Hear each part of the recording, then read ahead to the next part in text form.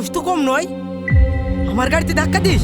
তুই জানিস এটা ঠিক করতে গেলে তো টুকটি বিক্রি করে হবে না। স্যার, আমার কি দোষ? আপনি তো হুট করে গাড়িটা ঢুকে দিয়েছেন। ছোট লোকের বাচ্চা, তুই আমার মুখের উপর কথা বলিস?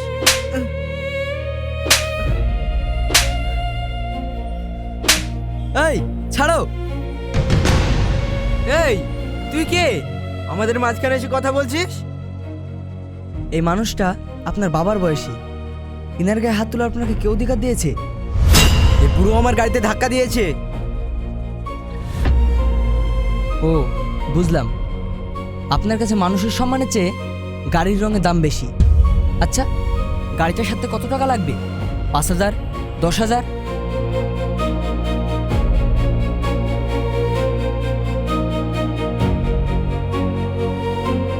এই নিন।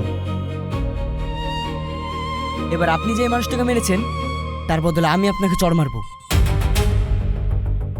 কারণ টাকার চেয়ে আমার কাছে মানুষের আত্মসম্মানের দাম বেশি।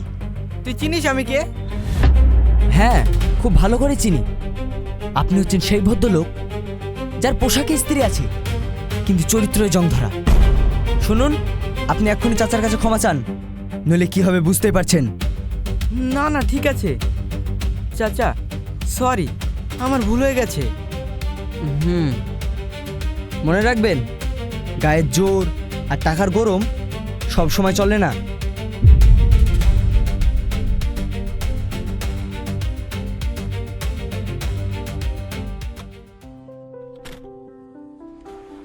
বেঁচে থাকো বাবা। তোমার মতো ছেলে ঘরে ঘরে থাকলে আমাদের মতো গরিবদেরকে অপমান করতে পারতো না। ঠিক আছে আঙ্কেল, ভালো থাকবেন, সাবধানে গাড়ি চালাবেন। আচ্ছা ঠিক আছে।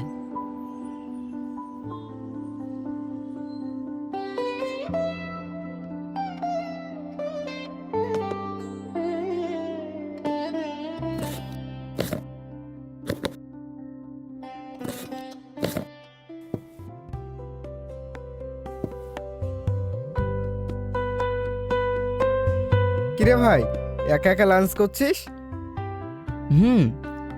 কি করব, তোরা তো ডেলি রেস্টুরেন্টে যাস, তাই। আজকে আর যাচ্ছি না। আচ্ছা তো নে খা। আরে না না ঠিক আছে। আরে খা না, ধর।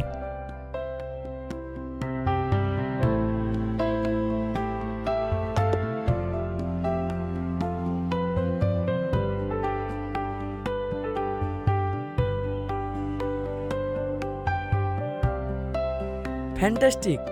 কে রান্না করেছে, বৌদি নাকি? হ্যাঁ। সত্যি রে, রান্নাটা খুব সুন্দর হয়েছে। সেই জন্য তো আমি বাইরে খাওয়া বন্ধ করে দিয়েছি। তোর ভাগ্যটা অনেক ভালো রে। হঠাৎ এমন কথা বলছিস? তোর ভাগ্যটা খারাপ নাকি?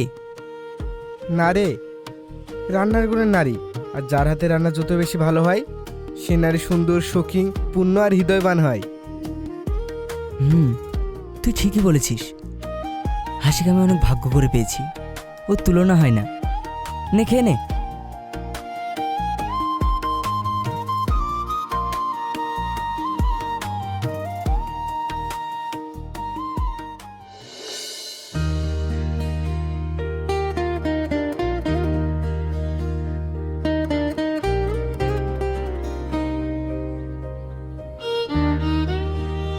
কি ব্যাপার, হঠাৎ আমার চোখ চেপে ধরলে যে? তোমার জন্য একটা সারপ্রাইজ আছে, তাই। ও, শোনো, একদম চোখ খুলবে না কিন্তু। তুমি যখন বলছো তখন খুলবো না।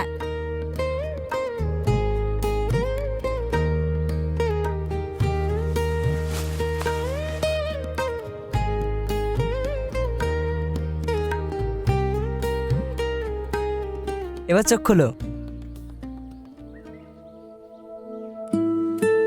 বাহ, শাড়িটা তো খুব সুন্দর। যাক বাবা, তাহলে তোমার পছন্দ হয়েছে? পছন্দের মানুষ যদি একটা চুড়ি আনে সেটাও আনন্দের, বুঝলে বুদ্ধু? যাও গিয়ে হাত মুখ ধুয়ে এসো, আমি খাবার নিয়ে আসছি। এক্ষুনি আব্বু মা চলে আসবে। আচ্ছা।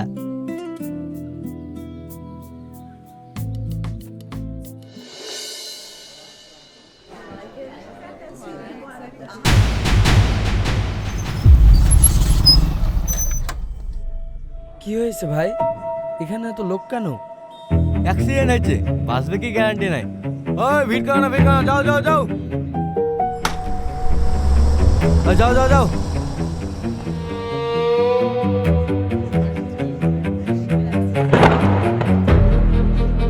আরে সেলিম, সেলিম, এই সেলিম ভাই, একটু ধরো না, এক্ষুনি হসপিটালে নিয়ে যেতে হবে। এই ধরো ধরো ভাই, একটা টুকটুকি দেখো ভাই, একটা টুকটুকি দেখো।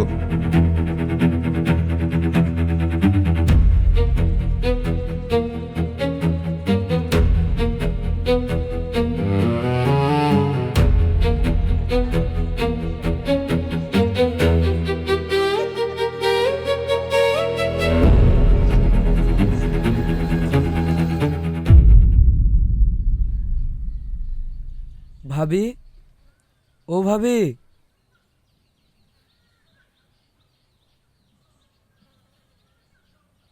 কি ব্যাপার তুমি?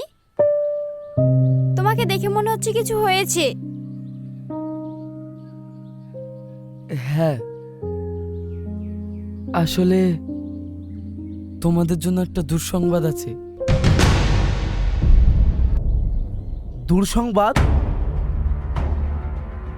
হ্যাঁ, সেলিম অ্যাক্সিডেন্ট করেছে।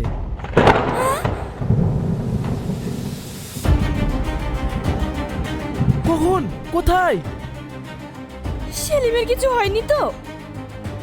আপাতত সেলিমকে নার্সিং হোমে ভর্তি করা হয়েছে।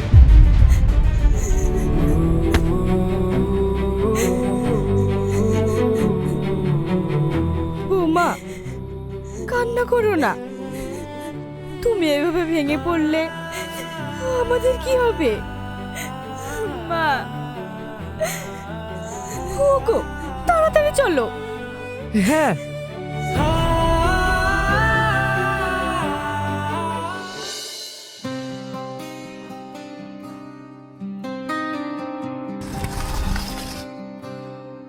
ডাক্তারবাবু, সেলিম কেমন আছে? সেলিম কে হয় আপনার? ছেলে। ও শুনুন, পেশেন্ট এখন খুব আশঙ্কাজনক অবস্থায় আছে, তাড়াতাড়ি অপারেশন করতে হবে, না হলে পেশেন্টকে হয়তো বাঁচানো যাবে না। অপারেশন? হ্যাঁ অপারেশন। কত টাকা লাগবে ডাক্তারবাবু? তা ধরুন অন্তত 5 লাখ। 5 লাখ? হ্যাঁ শুনুন, আপনারা যত তাড়াতাড়ি সম্ভব টাকার ব্যবস্থা করুন, না হলে পেশেন্টকে বাঁচানো যাবে না। ঠিক আছে ডাক্তারবাবু, আমি দেখছি। আচ্ছা, ছেলেটার সাথে একবার দেখা করা যাবে? সরি, পেশেন্ট এখন আইসিইউতে আছে, এখন দেখা করানো যাবে না।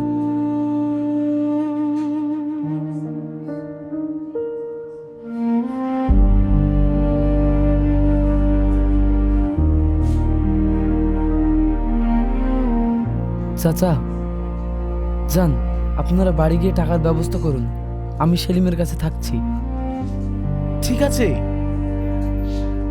চলো।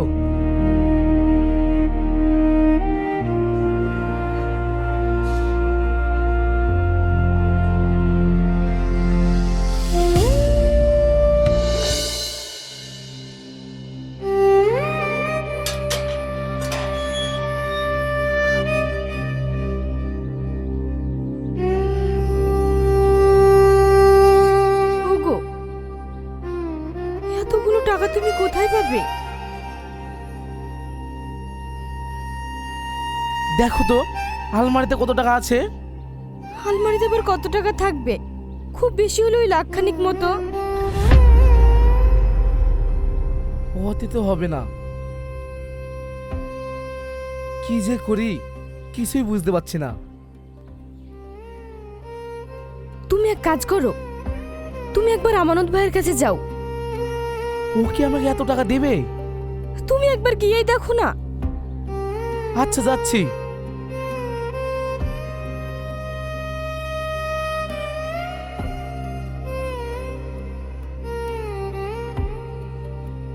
বৌমা, একটু এদিকে এদিকে এসে তো।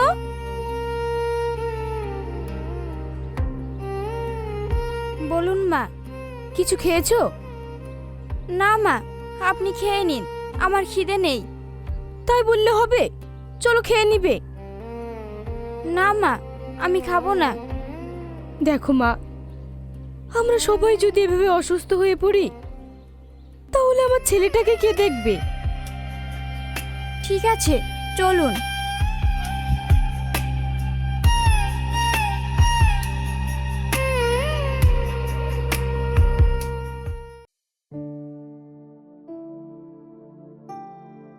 কই গো, প্লেটগুলো নিয়ে যাও।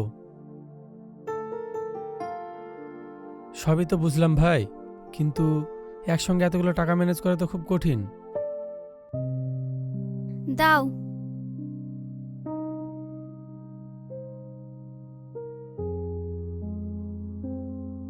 হ্যাঁ, তোর কাছে কিছু টাকা থাকলে দে, কয়েকদিন পরে জমি বিক্রি করে আমি পরিশোধ করে দেব। আমার কাছে তো এখন অত টাকা নেই, তবে দেখছি বাড়িতে কিছু টাকা থাকতে পারে। হ্যাঁ হ্যাঁ ভাই, দেখ না, পেলে খুব উপকার হয়। ঠিক আছে, তুই বস, আমি দেখছি।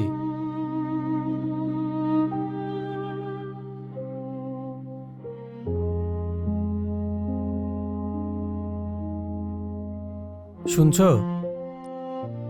হ্যাঁ বলো। বাড়িতে কত টাকা আছে গো? কেন, তুমি কি ওকে টাকা ধার দিব বলছো? হ্যাঁ দিই, মানুষ বিপদে পড়েছে। বিপদে পড়লেই কি মানুষকে টাকা ধার দিতে হবে? ওকে টাকা ধার দিলে ফেরত পাবে তো? ও বলছে তো জমি বিক্রি করে দিয়ে দেবে। এই থামো তো, ওদের কতই বা জমি আছে যে জমি বিক্রি করে তোমাকে টাকা দেবে? তাহলে কি বলছো, ওকে টাকা দেবো না? না, ওকে টাকা দিলে ফেসে যেতে হবে।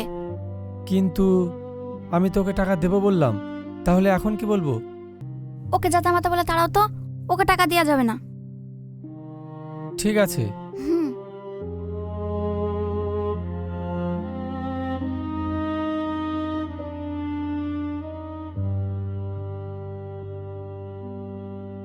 কত টাকা পেলি ভাই?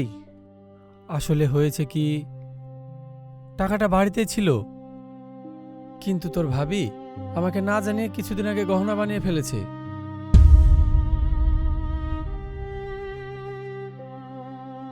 ও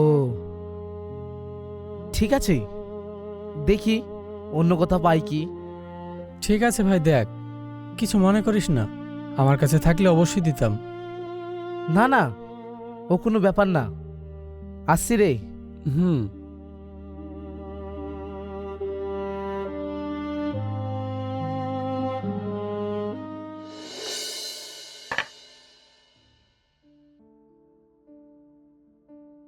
নে।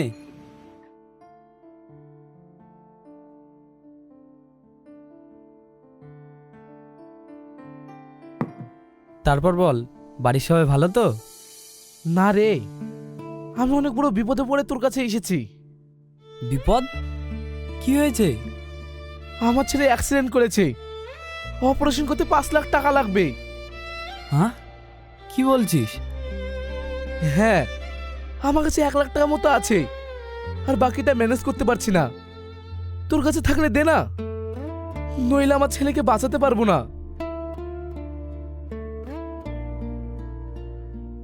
আমার কাছে তো অত টাকা নেই, 50,000 মতন হবে, নিবি? ঠিক আছে, তাই দে। ঠিক আছে, আনছি।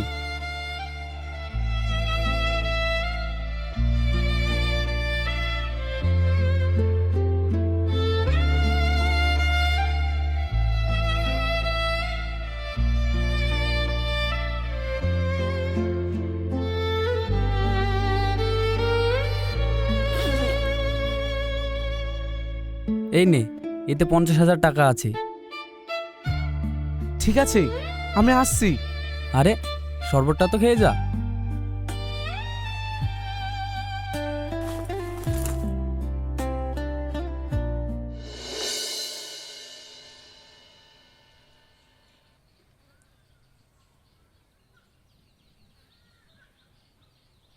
কি হলো, কিছু ব্যবস্থা করতে পারলে? না গো, কিছু টাকা পেয়েছি, তবে এতে হবে না।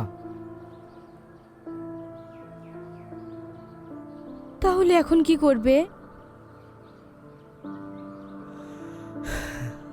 দেখি পূর্ব মাঠের জমিটা শাবলকে না হয় বিক্রি করে দেব। হ্যাঁ, তাই করো।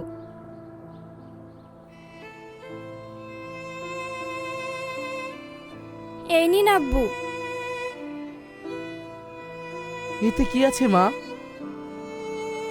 এতে আমার কিছু গহনা আছে, এগুলো বিক্রি করে আপনার ছেলে চিকিৎসা করান। না মা, এগুলো তোমার, এগুলো আমরা নিতে পারবো না। দেখুন, এখন জমি বিক্রি করতে গেলে অনেক সময় লাগবে, আর আমাদের কাছে এখন অত সময় নেই। আমি আমার স্বামীর জীবন বাঁচাতে এটুকু যদি না করতে পারি, তাহলে আমি কিসের স্ত্রী? আব্বু, আপনি এক্ষুনি নিয়ে যান। বৌমা যখন বলছে তাহলে নিয়ে যাও। হ্যাঁ, দাও।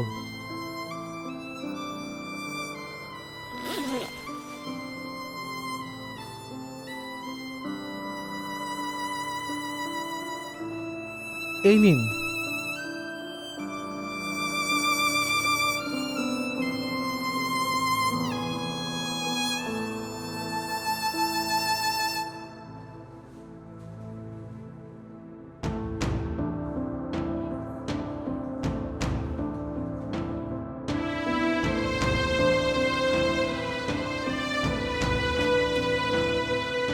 আসবো ডাক্তারবাবু? হ্যাঁ, আসুন।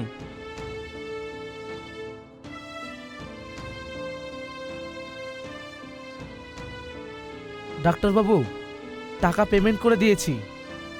বেশ, অপারেশন কবে হবে? একটা ছোট্ট ফর্মালিটি আছে। কিসের? দেখুন, এত বড় অপারেশন, কিছু হয়ে গেলে তো আপনি আমায় ছাড়বেন না, তাই ছোট্ট একটা ফর্মালিটি।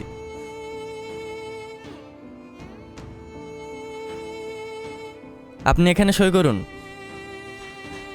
ডাক্তারবাবু, আমি সব কিছু করতে পারি, আমার ছেলেকে ফিরিয়ে দিন। শুধু আমার জন্য নয়, একটা মা বাবারা মেয়ের জন্য। আমি অবশ্যই চেষ্টা করব। তাছাড়া সব কিছু তো আমার হাতে নয়, আপনারা উপরওয়ালার কাছেও দোয়া করুন। আচ্ছা।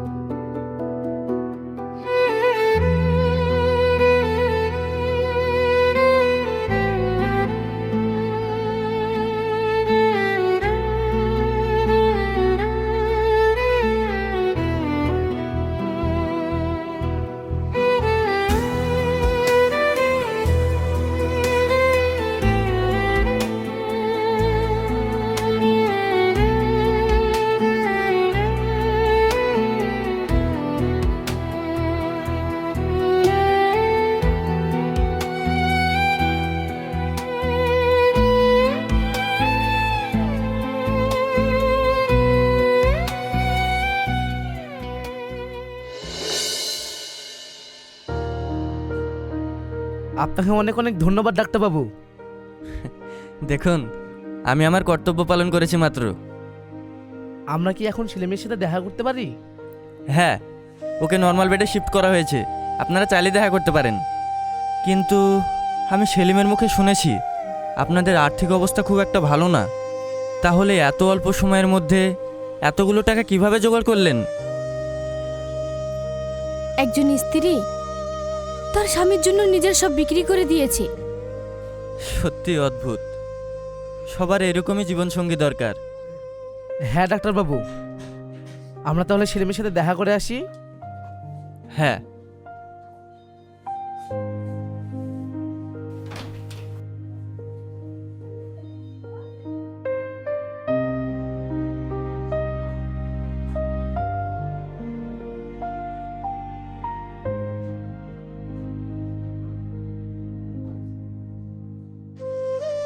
আরে ভাবি, বসো।